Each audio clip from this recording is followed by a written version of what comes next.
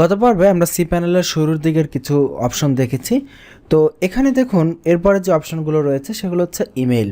এই email section থেকে আমাদের কাস্টম ইমেইল আমরা কন্ট্রোল করতে পারি। এখানে কাস্টম ইমেইল বলতে অনেক ওয়েবসাইটে দেখেন না যে admin@domainername.com, যেমন আমাদের আইটি বাড়িতেই admin@itbari.com এইরকম ইমেইল এখান থেকে খোলা যায়।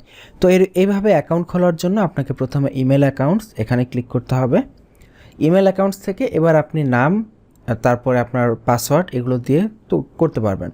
যেমন এখান থেকে আমি যদি নতুন একটি ইমেল ক্রিয়েট করতে চাই, এখানে দেখুন প্লাস ক্রিয়েট বাটন আছে, প্লাস ক্রিয়েটে ক্লিক করলাম।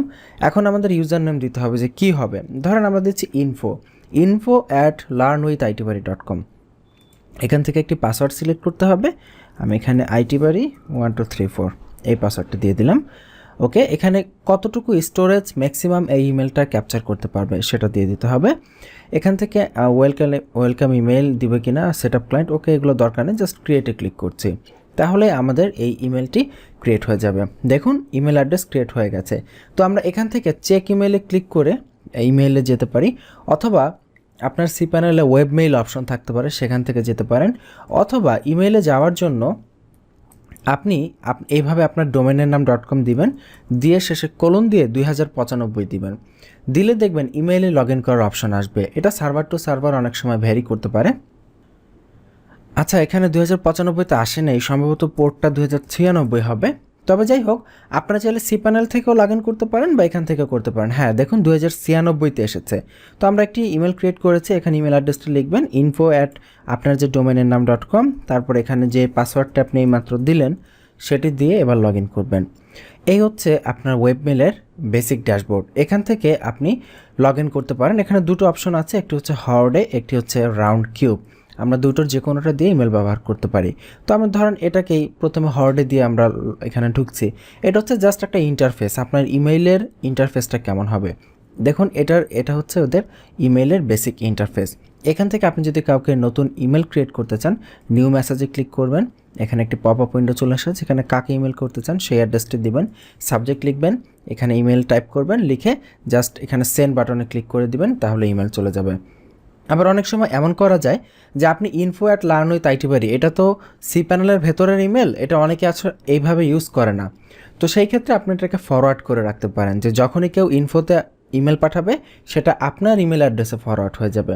যেমন আমি যদি এটাকে ফরওয়ার্ড করতে চাই, আমি জাস্ট এখানে ক্লিক করব, এখানে দেখবেন ফরওয়ার্ডার অপশন আছে, ফরওয়ার্ডারে যাবেন, সেখানে ফরওয়ার্ডার ইমেল যুক্ত করতে হবে। আপনি অ্যাড ফরওয়ার্ডার দিবেন, এখানে কোন ইমেলে চাচ্ছেন ফরওয়ার্ড করবে।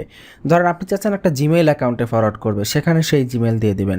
আমরা এখানে ধরেন admin@itbari.com এই ইমেইলে এটা ফরওয়ার্ড হবে। তো আমরা অ্যাড ফরওয়ার্ডার দিয়ে দিব, তাহলে এই ইমেইলে যত মানুষ ইমেল করবে আপনার ওই অ্যাকাউন্টে ইমেলটি অটোমেটিক্যালি ফরওয়ার্ড হয়ে যাবে, এবং একটি কপি এই ইমেলে থাকবে, আর একটি কপি নতুন যে ইমেল অ্যাড্রেসটা আপনি দিবেন সেখানে অটোমেটিক্যালি ফরওয়ার্ড হয়ে যাবে।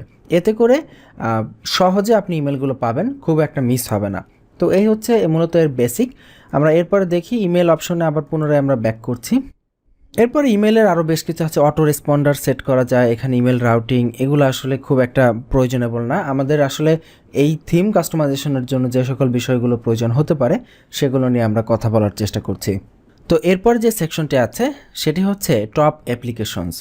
এইখানে আপনারা অনেক সময় দেখেন যে অটোমেটিক্যালি ওয়ার্ডপ্রেস ইনস্টল করার জন্য ওয়ার্ডপ্রেসের লোগো থাকে, জুমলার লোগো থাকে, দ্রুপালের লোগো থাকে, ইত্যাদি বিভিন্ন লোগো এখানে আমরা দেখতে পাই। তবে আবার অনেক সময় এইভাবে লোগো হিসেবে না থেকে cPanel-এর ভেতরে এরকম সফটওয়্যার ক্লাস থাকে, এই সফটওয়্যার ক্লাসের ভেতর থেকে ইনস্টল করা যায়। যেমন আমরা যদি সফটওয়্যার ক্লাসে ক্লিক করি, তাহলে আমরা দেখব বিভিন্ন ধরনের সফটওয়্যার অটোমেটিক্যালি ইনস্টল করার অপশন আছে। যেমন এই যে বাম পাশে দেখেন, ব্লগে ক্লিক করলে ব্লগ রিলেটেড কত সফটওয়্যার এখানে ইনস্টল করা যায়, ওয়ার্ডপ্রেস, পুভানা, আরও দেখেন অনেক আছে। তারপরে মাইক্রো ব্লগিং রিলেটেড বিভিন্ন সফটওয়্যার, তারপরে ইমেজ গ্যালারি রিলেটেড সফটওয়্যার, এরকম বিভিন্ন টাইপের সফটওয়্যার বাম পাশ থেকে আমরা অটোমেটিক্যালি ইনস্টল করে ফেলতে পারি। তার মধ্যে টপ সফটওয়্যারগুলো হচ্ছে ওয়ার্ডপ্রেস, জুমলা, দ্রুপাল, এখানে আরও কিছু আছে, ম্যাজেন্টো আছে, তো এইগুলা। তো যাই হোক, এই সফটওয়্যার ক্লাস দিয়ে আমরা ওয়ার্ডপ্রেস ইনস্টল করতে পারি, তো সেটা আমরা পরবর্তীতে দেখব ইনশাল্লাহ। এরপরে দেখি আর কী কী অপশন আছে। এরপর অপশন রয়েছে SSL সেট আপ করার।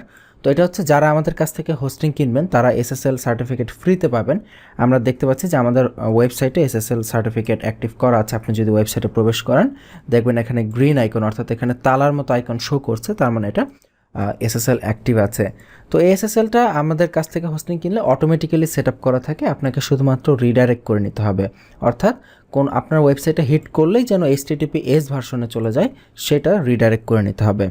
তো এটা কোনো ব্যাপার না, আমরা যখন ওয়ার্ডপ্রেস ব্যবহার করব বা আপনি যখন ইউজ করবেন এই রিডাইরেক্টের বিভিন্ন প্লাগইন পাওয়া যায়, বা ওয়ার্ডপ্রেস ইনস্টল করার সময় HTTPS এই ভার্সনটা দিয়ে ওয়ার্ডপ্রেস ইনস্টল করলেই এসএসএল অ্যাক্টিভ হয়ে যায়। এগুলো আমরা পরে ইনশাল্লাহ দেখার চেষ্টা করব আস্তে আস্তে। এরপরে এই যে আপনার নিশ্চয়ই স্মরণ আছে আমরা লোকাল হোস্টে php.ini এডিট করেছিলাম, এখানে দেখুন এই যে php.ini ফাইল এডিটর এখানে অপশন আছে, এখান থেকে এডিট করা যায়। আমরা যদি এখানে ক্লিক করি দেখুন মাল্টি পিএইচপি আইএনই এডিটর এখান থেকে এসেছে, এখান থেকে আমরা লোকেশন হোম ডিরেক্টরি বা এখানে learnwithitbari.com এখানে যে পিএইচপি আছে এখান থেকে আমরা পিএইচপির বিভিন্ন অপশন এডিট করতে পারি। যেমন এই যে দেখুন পোস্টের ম্যাক্সিমাম সাইজ 128 MB দেওয়া আছে, তারপরে মেমোরি লিমিট 128 MB দেওয়া আছে, এখান থেকে এই যে upload maximum size already 128 MB দেওয়া আছে, তো 128 MB এনাফ। এখান থেকে আমরা এডিট করে অ্যাপ্লাইতে দিলেই এটা চেঞ্জ হয়ে যাবে। তো এখান থেকে খুব ইজিলি সেই কাজটা করা যায়, আমরা লোকাল হোস্টেও এটা দেখেছি। এরপরে ক্রন জবস এটা এখানে ইম্পর্টেন্ট না। এরপরে পাসওয়ার্ড অ্যান্ড সিকিউরিটি, আপনি যদি সিকিউরিটি চেঞ্জ করতে চান সেটা করা যাবে।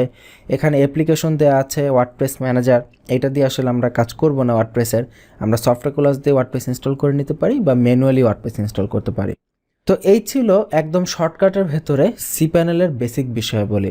এই বিষয়গুলো সম্পর্কে ক্লিয়ার ধারণা থাকা অত্যন্ত গুরুত্বপূর্ণ। এখানে আরও একটি বিষয় আছে, সেটি হচ্ছে FTP অ্যাকাউন্টস।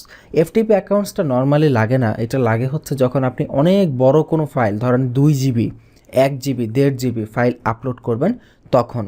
তো এইটা আসলে এই মুহূর্তে আমাদের প্রয়োজন হচ্ছে না, আমরা নর্মালি লার্জ ফাইলও cPanel এই ফাইল ম্যানেজার থেকেও আপলোড করা যায়।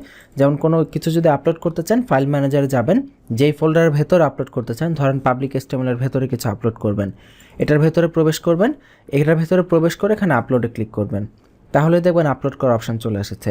এখানে ড্র্যাগ অ্যান্ড ড্রপ করতে পারেন বা সিলেক্ট ফাইলে ক্লিক করে ফাইলকে চিনিয়ে দিতে পারেন।